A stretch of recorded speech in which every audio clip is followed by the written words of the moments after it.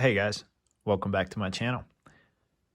Today, I would like to do a different kind of video.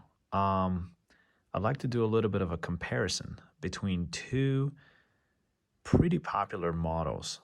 On the left here, we have the GBX100, the latest G-Shock sort of, I guess, square release, but mainly for surfers, I guess, although I'm not one. And then on the right, we have the 5610. I did a video on both of these watches. The one on the right, I actually have used for over 6 years now, I think.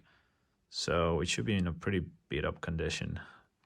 So I've retired this one, and now I'm only using this bad boy here. And you're going to be able to see a little bit of scratches on the bezel, but we'll talk about it in a second. So let's check out these two watches. So this is obviously a comparison video, and let's start with some of the basics.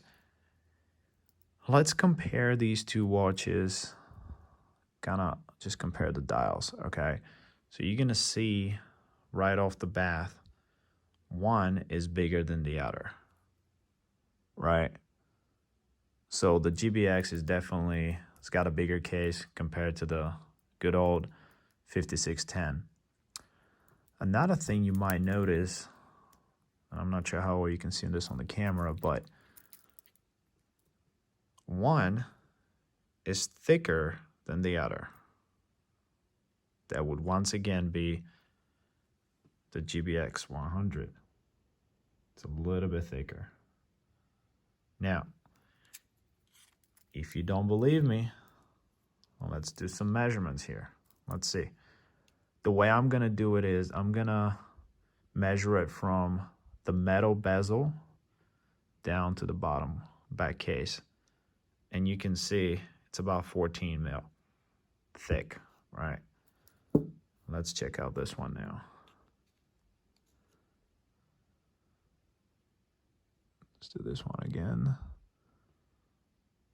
Well, this one is about 12, right? So, yeah, significantly thinner.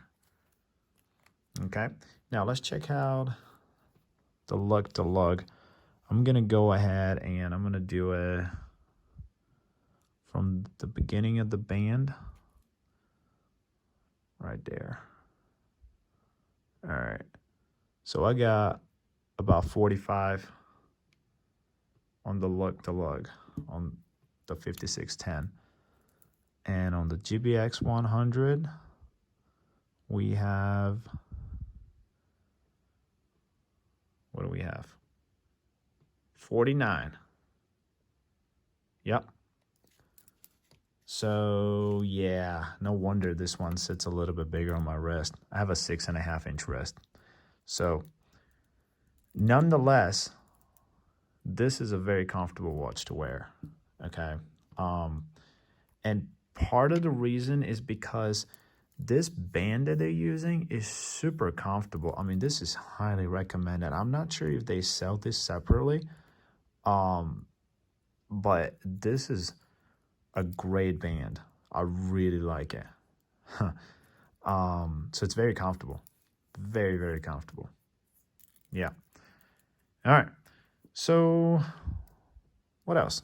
Let's talk about some of the specs, right? And I'm taking the specs, I'm referring to the gshock.com website, okay? So that's where I'm taking my specs from. Both of them are 200 meter water resistant. Whether this one's got the multi-band timekeeping. And so the biggest difference right off the bat, I'm going to tell you between the two, if you don't know already, is the 5610 is solar powered. This one is battery operated. Okay, it is using a, I'll tell you which one exactly. Let me see, it was one of the CRs. And let me see here. It's using the CR2032 battery, which gives you an approximate battery life of 2 years. And I think that depends on how much you use all these functions here. Now, for example, I don't use this notification stuff, right? I don't use that at all. So for me, it might last a little longer, right? This one's got vibration function as well, which is pretty cool. I don't think this one's got that. What else? I'm looking for something that really stands out. I think the biggest thing, really, honestly, though, is that this one is being solar powered, right? And I've heard people saying, well, if the GBX100 was solar powered, I would have bought it for sure. And I can't argue with them. I agree with you guys. I think, I don't know why this is battery operated. I really don't know. Not sure what the reasoning behind is, but these watches are still a big hit. I got lucky. The only reason why I bought mine was because I got a really good deal on it. I got it for $125. These go for $160. And so, yeah, I mean, I got a good deal. Otherwise, I was going to buy a new one of these, and I was going to still spend $100. So now let me show you some. I already got some scratches on this one.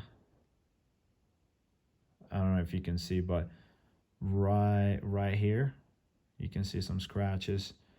And this is a metal bezel.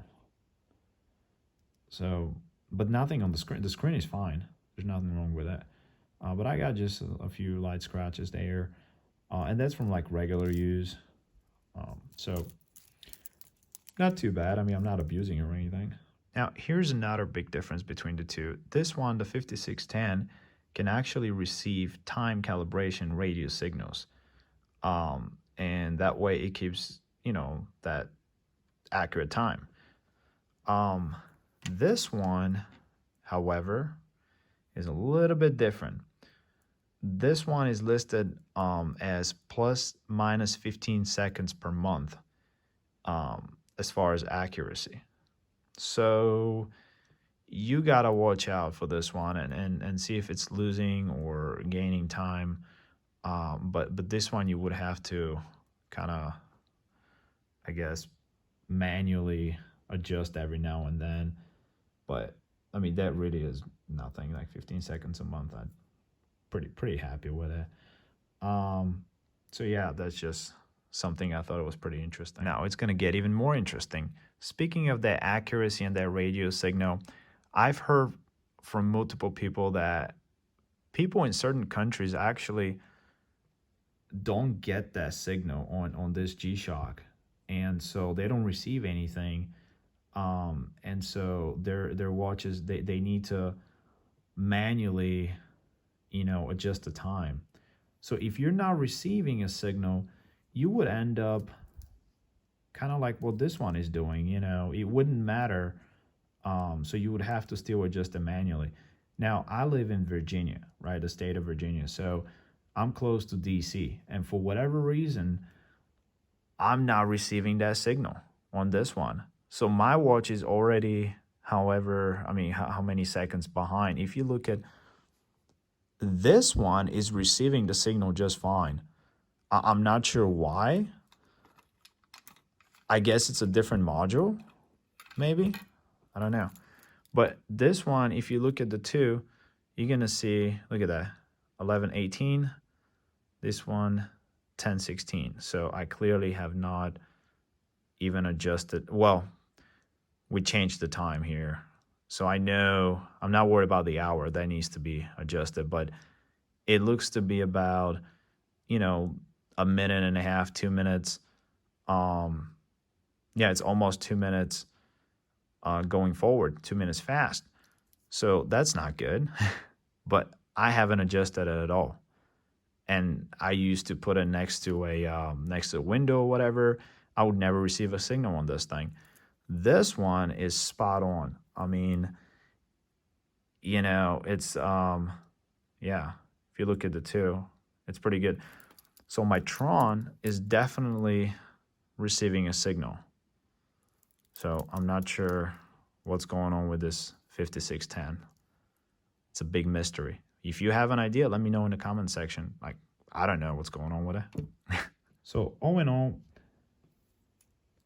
we mentioned what the biggest differences are. You know, solar powered, not a solar powered. This one's got all these extra notification features, which I don't use. It's almost like a smartwatch, but it's not that easy to get to those notifications. And so I wouldn't use this as a smartwatch. I just love the display. I think people buy this watch mainly because of that fancy display. So I think, my personal opinion, if G-Shock comes up with this case, right? So leave the case as it is, but put this kind of display on here and make it solar powered, I think they're gonna see some increase in sales. I mean, this is gonna be a bestseller with that display. So, you know, that's what I think. Let me know. What do you think? Do you like that idea? Would you like to see a G-Shock like that? Quick wrist check. I'm wearing my Seiko 5 Sports limited edition Japan collection, and I am loving it. I just got it yesterday, and I've basically been wearing it 24/7 now. I love this watch. Anyways, guys, I appreciate you watching my latest video. Looks like we're improving with the subscribers. We're getting a few more, and I truly enjoy having you, and I appreciate you joining in. I'm going to be wrapping up this video, but I wanted to let you know some quick announcement. A company, a Chinese company, actually reached out to me about you know, possible collaboration. So I think they'll be sending me a few watches that I'll be showing you, and gonna have some discount codes. So you should be getting some really cool deals on some really cool looking watches. So stay tuned on that. I'm super excited, you know, and you know, I'm a small channel and trying to grow, obviously. So I appreciate everybody's support, and looking forward to that next video. Thank you, guys. Have a good night.